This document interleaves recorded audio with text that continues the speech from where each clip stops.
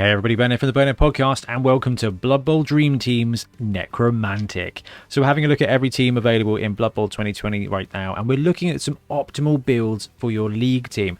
What we're putting together is basically a roadmap for your team. We're checking in at 1.25, 1.5 and 1.75 million. Realistically, that should be about the points you are by game, 6 to 8, sort of 16 kind of time. Depending on how long your league is, it will help you kind of know what you can aim for at those different points. Now, this is an optimal build for me, so this is how I would build my team and what you can kind of expect, I think, from the majority of Necromantic teams. But your team, your rules. You take the skills you want to take, you take the players you want to take, and you combine them however you want to. This is just what I think would be a really good team at 1250, 1500 and 1750. So if you're playing Necromantic or playing against them, you kind of got a good idea of what you should be shooting for and what you're going to be shooting at.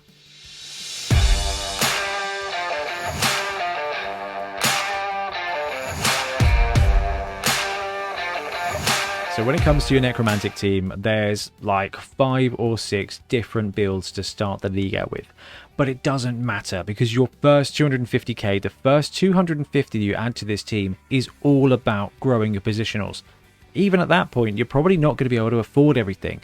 So look at the roster that I've got here together, 1250. You've got 5 zombies, 1, 2, 3, 4, 5, 6, 7 other players. So you're running 12 on your roster. You are potentially going to start with more zombies than that. Don't be afraid to fire them over time. You don't want much more than 12 or 13 players. Most of your guys have got regeneration, so you're going to be able to maintain that bench, but that 12th player, that 13th player, really there for 2 things. Sacrificing to big, scary monsters, and for kicking players in the head, okay? You get 1 zombie sent off, you get 1 zombie casualtied off, you've still got 11 players, and that's really what you wanted to have. Now, when it comes to Necro, nothing is as important as getting those positionals, okay? They've all got so much unique talent that you cannot grow from other players, okay? You've got strength, you've got speed, you've got skills. You've got to buy them. Now, even at 1250, we haven't been able to complete that, okay? We've got 3 rerolls. Now, on a team where there's limited combat skills and no agility, that is really important. So 3 team rerolls is what you want to be hitting. Both the golems, both the werewolves, both the wraiths, and 1 ghoul, okay? You don't need both ghouls and both werewolves, so 3 of those would be fantastic.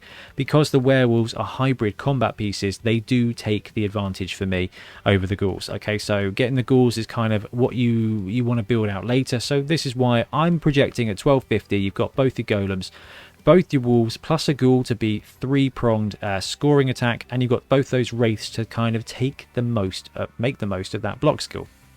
And you've got 5 zombies there to pad out the team.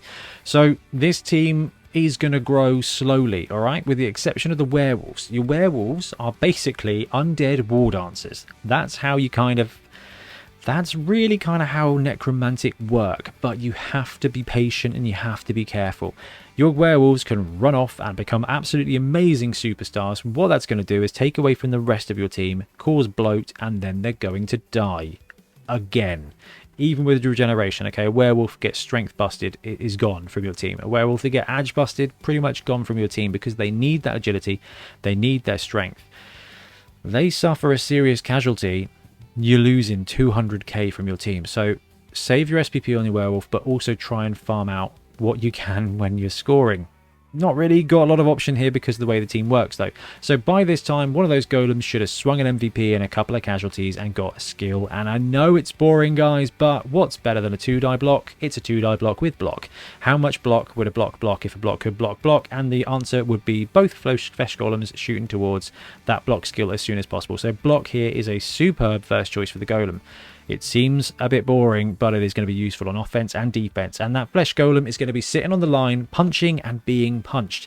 So brewing them both up to get block is realistic, but probably by now only one of them's got enough to get 6 SPP. Now, the werewolves. The werewolves are going to be doing the lion's share of the work, okay? They're going to be your blitzers, and they're going to be your ball scoring people, right? Both of them by now should have got at least enough SPP to take block. And one of them is probably parking around the 14 SPP point to squeak in dodge as well. And that's the strength here with these werewolves, is they get general and agility. Now, it does hurt a little bit that they don't start with those scores, with those skills, but that's why block is so important here on the wolves early. They're gonna be making frenzy blocks, okay? And when you're throwing 4 dice, you're making the most of having that both down result. Is going to be super useful, and it's going to protect you on defense as well, because those guys, because they're movement 8 and just awesome players, are going to be scoring. They're gonna be having the ball. And a lot of what you do here is going to be focused around your werewolves. The flesh golem are going to hold the line, whether you're scoring or trying to stop them from scoring. But your werewolves are going to be doing all the fancy stuff. But you're also backed up by a couple of wraiths. Now, wraiths are very cool inclusions in this team now. So foul appearance is going to save them more than you think, but also the fact that they've got that general and strength access, and they come with sidestep, which is a double. So really interesting. I don't know if you guys have ever played against Elven Union, but those blodge step pieces are horribly annoying. Not likely to get dodge on these guys, but that block mix is really good. Now, they cannot score. They've got no hands. Literally no hands. What they can do is score casualties and swing an MVP. So as soon as you get 1 Wraith leveled up, there's a ton of cool skills that you can take. But for me, my favourite one with this is Guard. Alright?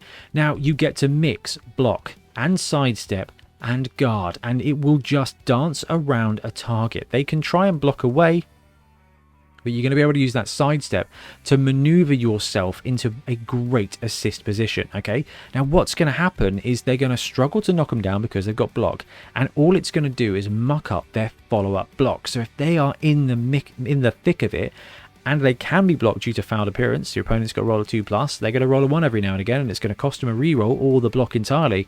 That sidestep is going to be useful for you to position your player with that guard to really upset your opponent's plan. And I played a ton of Snotlings recently, and let me tell you, being able to upset your opponent's plans is a fantastic addition to your arsenal of skills. And that's why I love Guard on a Wraith. They can just run circles around, and whether you're sending them off to support your werewolves to get a load of 4-die frenzy blocks, or your flesh golems to keep them safe by boosting up your assists. I mean, strength 4 with a Guard player is going to be quite difficult to get 2-die block on a strength 3 team. It's pretty resilient. You've got a ghoul. By now, if you've just added that ghoul to the team, it's not likely to have very many SPP, but it won't be long. But nearer 1500 is where this team starts to really shine, okay? It starts to come together, you get your basic skills there, and then everything that it is starts to coalesce into a powerhouse of a team. So at 1500, we've got both our golems, both our werewolves, both our wraiths, both the ghouls. We've managed to pad out our second ghoul here. We've got 5 zombies, which gives us 13 players all in. Now, that gives us a bench of 2. You don't have to take a bench of 2, but the great thing about zombies is they are completely expendable. You lose a zombie, no one cares. You've still got a zombie to go around and kick people in the head. And if you look at our lineup here, we're starting to build towards some guard players, and guard helps with fouling now as well. So 1 zombie running around being your foul guy, pretty sweet.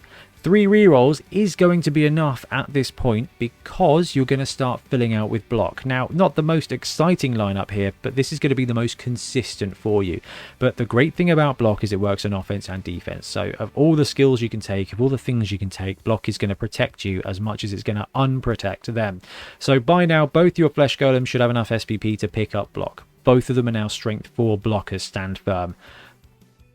Yeah, right, it's pretty fun. Now your werewolves should both be rocking blodge by now too. So you've got 2 movement 8 edge 3+ frenzy claw players that just happen to have blodge as well. Now they may have more SPP than this, and it's 1750. We'll talk through some other great skills for the werewolves, but like I said before, do not feel pressured to rush off to build super werewolves.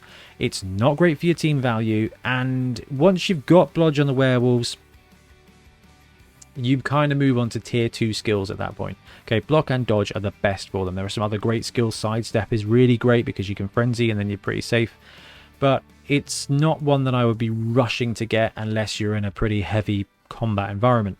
Now the wraiths, 1 with guard, 1 with tackle. That sidestep balancing around the tackle guy is going to be incredibly useful for you to put that penalizing skill on there. At 1500, your opponent is going to be rocking dodge. Doesn't matter what team they've got, they're going to be rocking some dodge.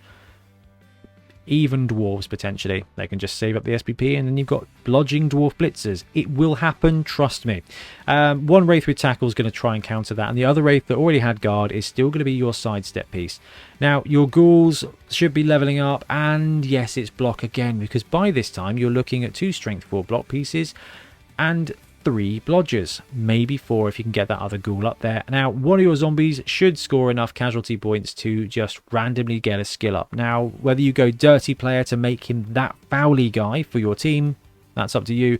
I like kick, and I'm going to recommend kick for probably every team, but Necromantic has got a strong front. It's not as strong as other teams, but it is stronger than most. So kick the ball deep gives you numbers advantage and therefore combat advantage on your opponent's front line. You destroy that front line, then you kind of outnumber them when they come to you, because if they want to score they have to come to you.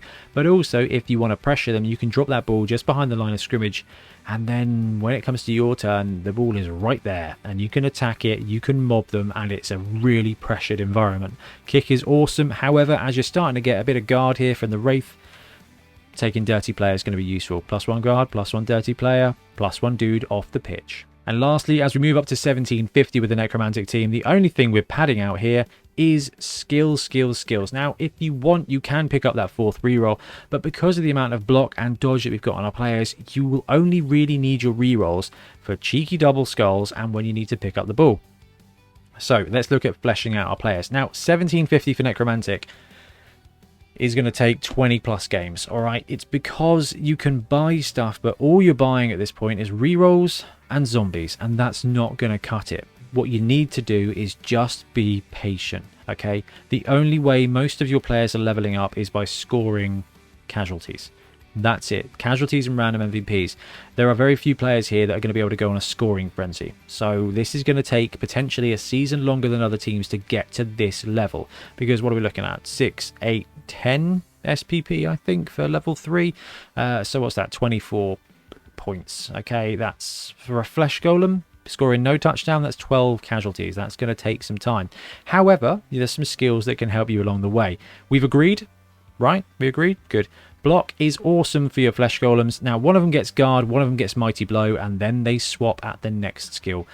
Guard on a flesh golem may be unnecessary, except for the fact that one flesh golem flanked by 2 zombies with 1 guard makes 2 zombies strength 4. That is going to be wonderful for you, because you've got 2 golems and one of them is flanked now by 2 cheap golems, because that guard gives them that extra point of strength, which helps protect them, which helps protect that golem. And if that golem's got block anyway, those assists are going to be really useful. So those zombies sticking around protects you and gives you extra benefits. Mighty Blow is going to start applying that removal. So maybe just sensor check your league, but by the time 1750 comes around, you should have some bloaty guard teams out there, in which case having that mighty blow to remove them and having that guard to counter their guard basically is going to be incredibly useful. Now the werewolves, like we said, 3rd skill, sidestep, do not rush. Now when it comes to werewolves, there are 2 schools of thought. Now, because we're maxing out at 1750, taking sidestep is an immediate success result here with a werewolf, and it's going to help keep them alive and help keep them mobile. It is a good skill. I am forever tempted when it comes to werewolves to just save up those SPP and take a random stat up. Because you've got to think and ask yourself, would I like a blodge step werewolf, or would I like a blodge movement 9 werewolf, or a blodge movement, blodge strength 4 werewolf? Okay, do I want to build my own Wilhelm Chaney? So you can take sidestep, or you can just save, or you can take sidestep then save. But the next step for that werewolf, you can do this earlier on, you absolutely can, but racing to blodge is going to unlock that potential from your team. But from this point on, I think you can feel very vindicated saving up and taking that extra point of stat on something. Movement, good. Strength, good. Agility, good. Thank you, Joey. You are quite right. So werewolves, awesome. At some point you want to get in that stat roll. Strength is very expensive at 80k, but dude, strength 4 werewolf is worth it at 80k. It's probably one of the few players where a strength up is going to be absolutely worth it. We like werewolves, and we like very big werewolves very big much. 2 wraiths here: guard, tackle, mighty blow, guard, tackle, mighty blow. So we're getting the kind of blocker skill set here: guard, tackle, mighty blow. Those wraiths are quite mobile, and that tackle is going to be useful. Once they get guard, they can assist each other and the werewolves. They kind of become your middle hitters, right? The werewolves are going to be the ones that do the stuff, but those wraiths are going to be there to be really good assists. They can block real well, and when they start filling out with those skills, they're going to do a really good job as well. Taking mighty blow makes them very useful in a scrum, and that tackle is going to be really useful too. Having guard just means you can assist those werewolves until they roll that sweet +1 strength stat up. Now, ghouls wise, once you've given them both block, you can feel free to give another one sure hands. Blodge is more useful than sure hands because block is a skill that's going to be useful for 32 turns of the game, 16 of yours and 16 of theirs, and that's assuming you don't roll a timeout. So block is better than sure hands, but getting sure hands as a second skill means you've got a ball carrier, and the fact you've got 3 rerolls, you're just never going to use them at this point. A zombie with kick and a second zombie with dirty player would really round out this team, but there's so much flexibility when it comes to Necromantic, and like I said at the beginning of the video, it's your team, it's your rules. If you want to take all randoms, you can. If you want to take all random stat ups, you absolutely can. But if you want to play, in my opinion, controlled Necromantic game to fill it out, 1750, you will have so much toolkit here. Werewolves, fantastic. Your wraiths are the great middle ground between the flesh golems and the werewolves. Your ghouls are your reserve dodgy runner people. The werewolves are just the star of this team, and they're going to level up quickly, and you're going to feel like you've got a couple of dark elves on your team, and that is just a little bit filthy. Anyway guys, thank you so much for watching. Please let me know in the comments what you think of Necromantic. There's a ton of cool other builds and I want to hear them. Please chuck them in there. But for now, I'm going to disappear. Happy blocking. Thanks very much for watching. We really appreciate your support. If you want to support the show even further, please like and subscribe. It really helps us out. Or come and join us in our Patreon, link below, where you get early access to our content and monthly competitions. See you later.